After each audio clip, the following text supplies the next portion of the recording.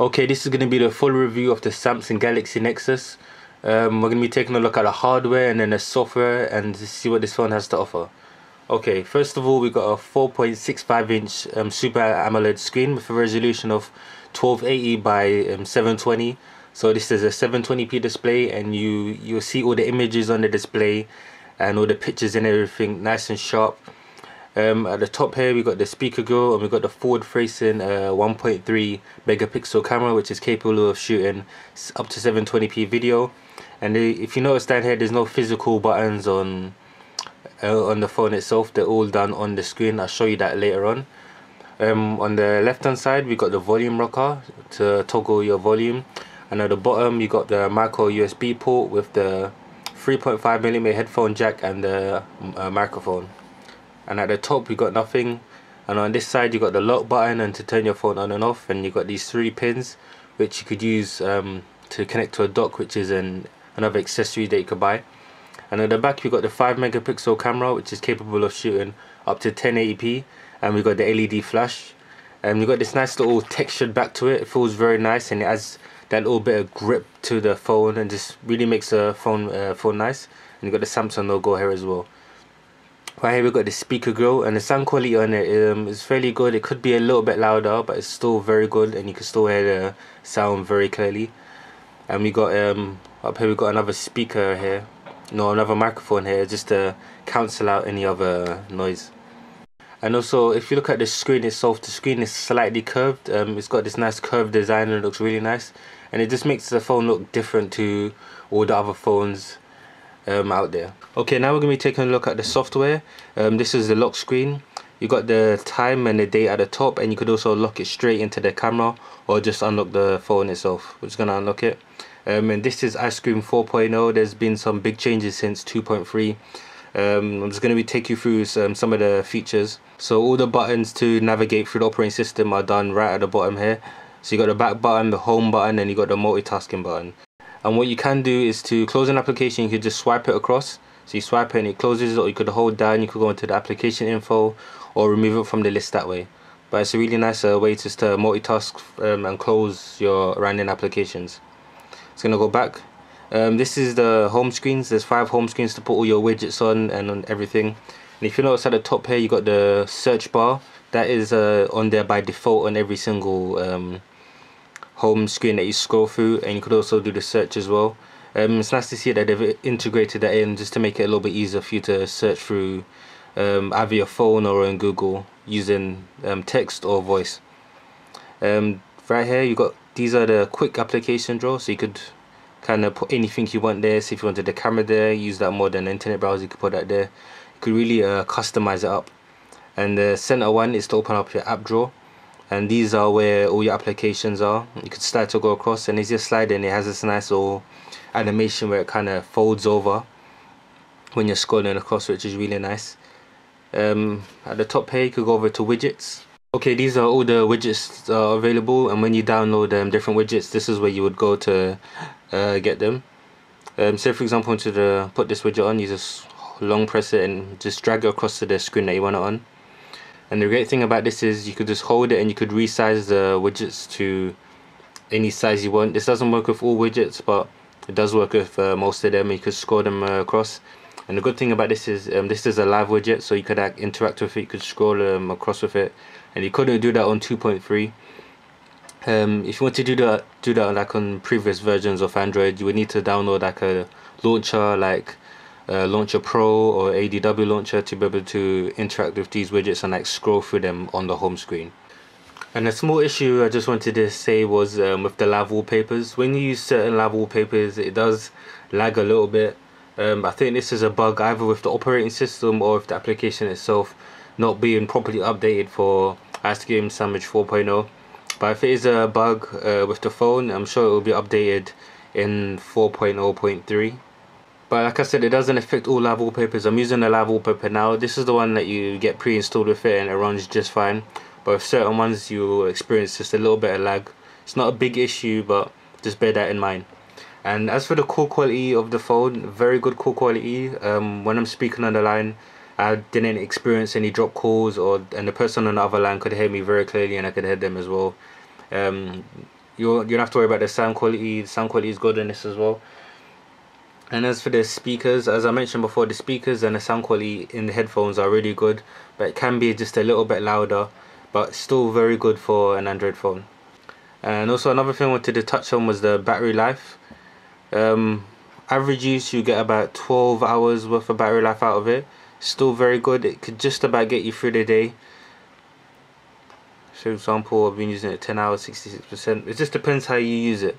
If you're like a heavy user, you may last a little less than 12 hours, but if you use it like for me, for example, I might play music in the background, and I might just browse the internet, pull in emails, use Twitter, internet, take a few pictures and stuff like that, download a few apps and play some games, and it'll get me through about 12 hours worth of battery life for the day.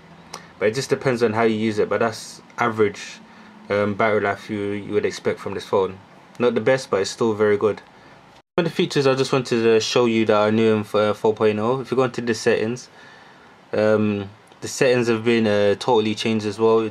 They made it a lot easier for you to navigate and find things that you want to find. Like for example, you got wireless network, you got device, you got personal, you got system. So they divide it into different categories just to organize it a little bit better.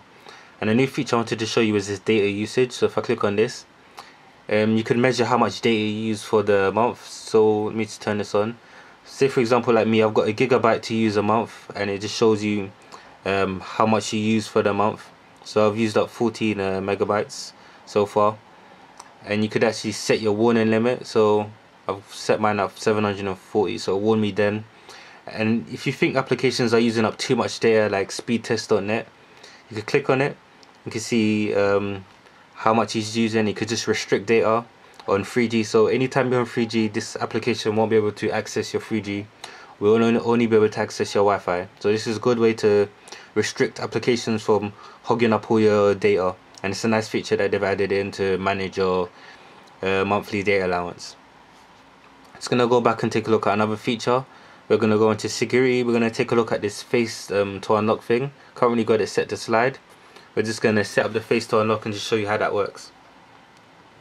So we're just going to get it set up really quick.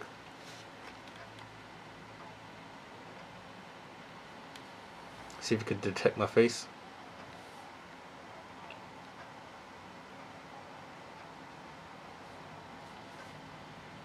Got my face captured. So we're just going to set a pattern unlock just in case face unlock doesn't recognize it, just as like a backup. Just going to show you how that works. So you confirm it. Now we just unlock and unlock. It detects my face straight away and it unlocks it. Even though this camera was kind of in the way, it still unlocked the phone. Let's do that again. Unlocked it again. And one of the downsides to this is you can take up like a picture and put it in front of the front facing camera and it will still unlock. So it's not very secure. If you want to have a secure phone, I recommend you sticking to the pin lock or the pattern lock just for extra security. But it's still a nice feature that they added in as well. I'm just going to go back. We're going to be taking a look at the camera now. So just going to get that loaded up. We've got a 5 megapixel camera on the front, so let's take an object to take a picture out. So we've got here, and the good thing about this is got like 0 shutter lag time, so you can take pictures like instantly. So you take pictures like ultra fast. You got the panorama mode as well, and you got video that shoots up to 1080p. Let's go on the video mode. You got these different settings. So you can do 720p, 1080p, or standard 480p. So I'm going to be putting some pictures and video camera testing right now, so you can get an idea of what the image quality is like and the video and what the video quality is like as well.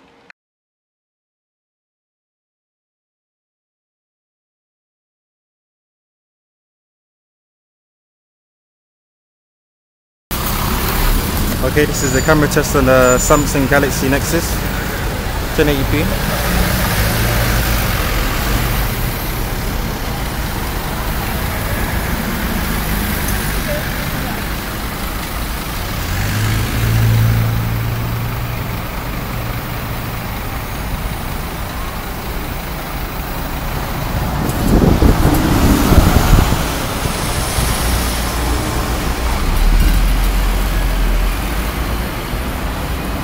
That gives you a good idea of what the image quality is like, and what the video is like as well.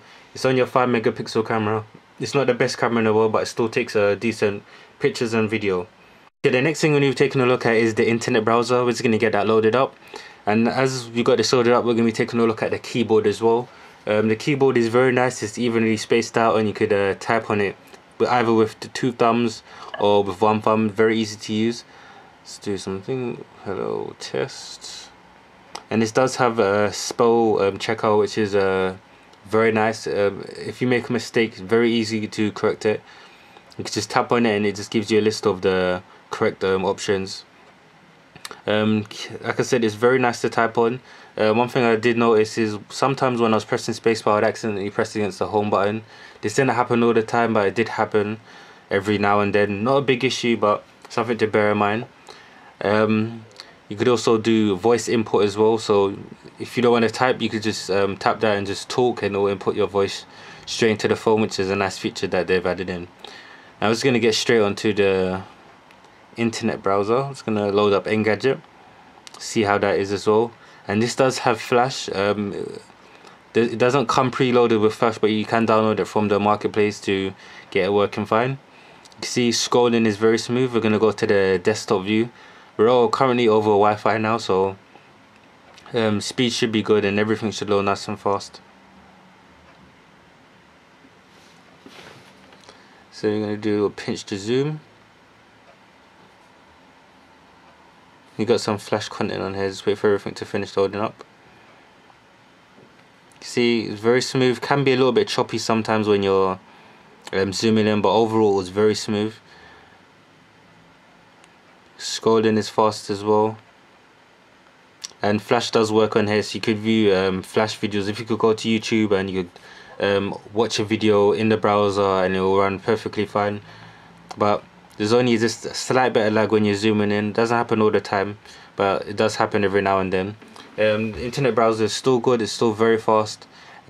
And another thing that comes pre-loaded is this movie studio, so you can edit your videos. So you have different projects, you could edit them, stitch them together, and then just render them out. You could add different effects, like I've added this effect in here to just give an idea of how it is.